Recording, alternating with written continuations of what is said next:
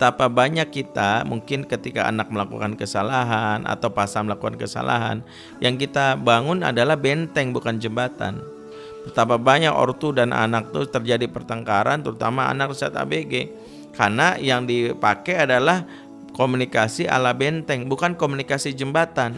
Komunikasi jembatan adalah membangun koneksi dulu. Apa kira-kira yang membuat anak ini mau mendengar omongan kita? Ya, misalnya mencoba untuk empati terhadap apa yang misalnya dia lakukan. Contoh, misalnya ketika anak ya pagi-pagi di masa PJJ ini, ketika dia merasa capek, lelah, waduh belajar lagi deh, dia kemudian protes pagi-pagi lelah.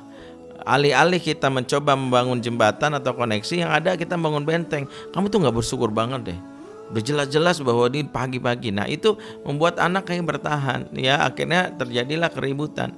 Sekiranya kita memahami bahwa misalnya salah satu bahasa koneksi atau bahasa menjalin hubungan adalah, aduh mama tahu capek banget ya nak, capek banget ya dalam kondisi ketika kita pengen istirahat, suruh kelas Zoom lagi, padahal kan kamu pengennya bermain ya. Masya Allah, kalau kalimat ini kita terapkan, anak-anak akan memahami, peka banget deh gitu. Itu pula yang Rasul lakukan sama pasangannya juga.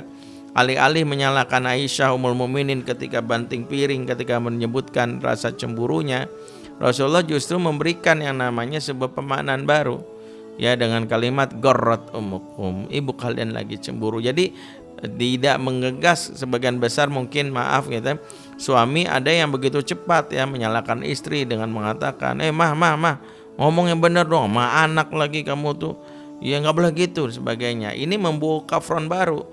Istri merasa tidak dipahami, dia merasa bahwa suami gak tahu kondisi dia yang capek, lelah seharian, dia berjibaku dengan anak.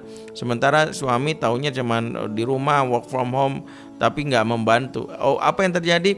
Lagi-lagi masing-masing punya benteng bertahan, akhirnya ya tinggal menunggu mana yang jebol duluan. Nah, akhirnya merasa diri sebagai pihak yang tersakiti dan disalahkan. Lebih baik kalimatnya kita pelajari, kalimat yang kita latih dari sekarang para ayah bunda komunikasi cinta dan keluarga adalah kalimat koneksi.